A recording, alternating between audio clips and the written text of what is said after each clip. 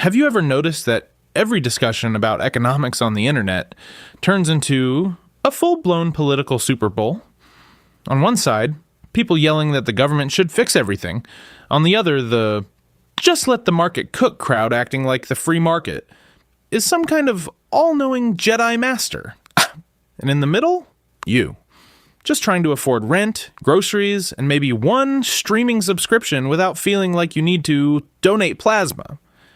Today I'm going to explain every major economic model like we're at a bar, but with the mild superiority complex of a college professor who secretly enjoys Reddit debates. This is the ultimate guide to what you actually need to know about economic systems. No textbook coma, no academic fluff, just clarity, context, and a few reality checks.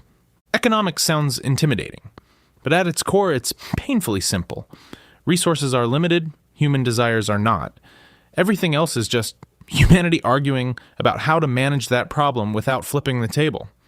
So let's start with the heavyweight champion of the modern world, capitalism. Capitalism is built on three pillars: private property, voluntary exchange, and profit motive. You own stuff. You can sell stuff, and if you do it well, you keep the profit. That's it. No wizardry. No secret Illuminati formula. Just incentives. In theory, capitalism is elegant. Competition forces companies to improve. Innovation becomes necessary for survival. Consumers benefit from better products at lower prices. It's the logic behind why your smartphone today is more powerful than a NASA computer from the 1960s. But here's the twist. Capitalism is not a charity event.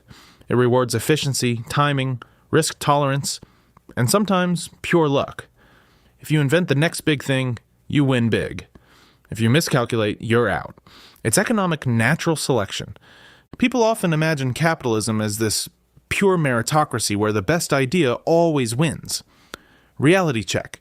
Starting positions matter. Access to capital matters. Networks matter.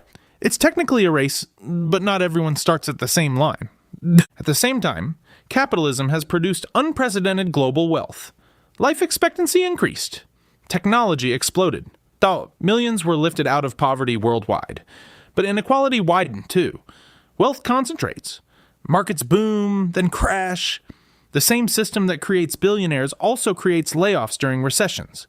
It's dynamic, it's messy, it's powerful. Now let's shift to socialism. Socialism developed as a reaction to early industrial capitalism, when factory workers were grinding 14-hour days in unsafe conditions while factory owners stacked profits. The idea was simple. What if the people who actually work in the system had control over it? Under socialism, the means of production, factories, infrastructure, major industries, are owned collectively, often through the state. Instead of profits flowing to private shareholders, they're meant to benefit society as a whole. On paper, it addresses inequality directly. If everyone collectively owns the productive assets, theoretically wealth is distributed more evenly. Basic needs like healthcare, education, and housing become rights rather than market commodities. But here's where theory collides with reality. Centralizing economic power means someone has to manage it. Planning production for millions of people isn't a group project. It's a logistical monster. When coordination fails, shortages happen. When accountability weakens, inefficiency spreads. Socialism prioritizes equality and social safety.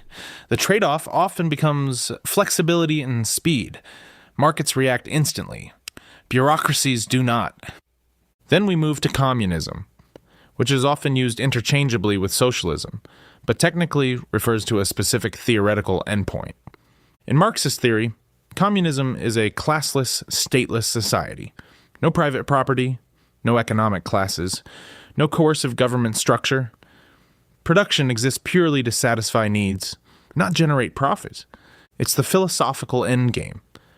A society beyond scarcity conflicts, where cooperation replaces competition. The challenge? Implementing that vision requires transitioning through stages of heavy centralized control. Historically, attempts at that transition resulted in powerful states that didn't exactly dissolve when expected. Communism, as originally described, has never fully existed in its pure theoretical form. What did exist were various interpretations shaped by political realities, human ambition, and geopolitical pressure. Now let's talk about economic liberalism. Economic liberalism argues that markets function best with minimal government interference. The invisible hand metaphor suggests that when individuals pursue their own interests, overall economic efficiency emerges naturally. Prices act as signals. If there's high demand and low supply, prices rise. If there's oversupply, prices fall. That constant feedback loop coordinates millions of decisions without a central planner.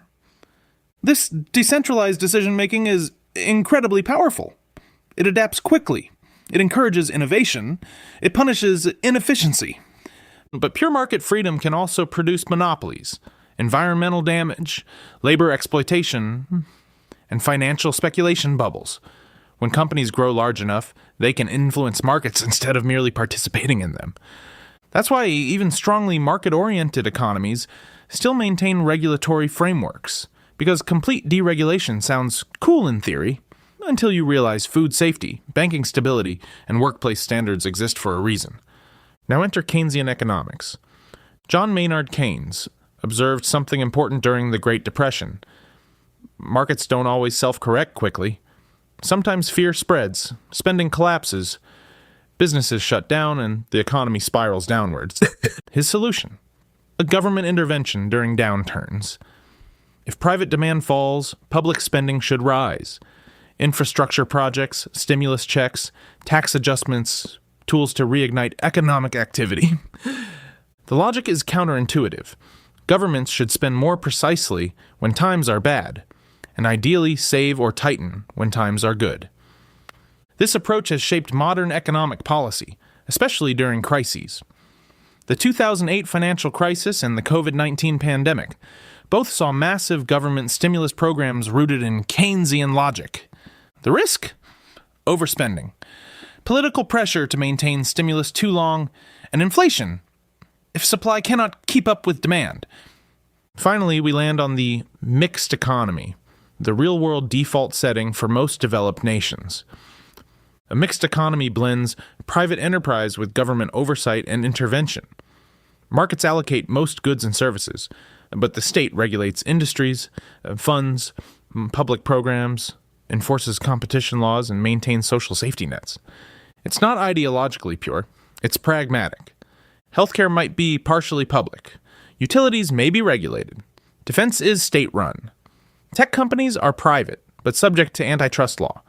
It's a constant balancing act, and that balancing act shifts over time depending on political leadership, economic conditions, and social priorities. Now here's the big picture most people miss. Every economic system involves trade-offs. There is no cheat code, no flawless blueprint. Every model prioritizes something: growth, equality, stability, freedom, security. When people argue online, they often debate ideals. In practice, policymakers manage constraints, budget limits, demographic trends, global competition, technological disruption. Economics is not about choosing a perfect system. It's about choosing which imperfections you're willing to tolerate. Capitalism maximizes innovation but tolerates inequality. Socialism prioritizes equality but risks inefficiency. Liberalism maximizes freedom but requires guardrails. Keynesianism stabilizes crises but demands discipline. Mixed economies attempt compromise, and compromise is never glamorous. At the end of the day, all economic systems are attempts to answer one brutal question: how do we allocate limited resources in a world where human wants are unlimited? That's it.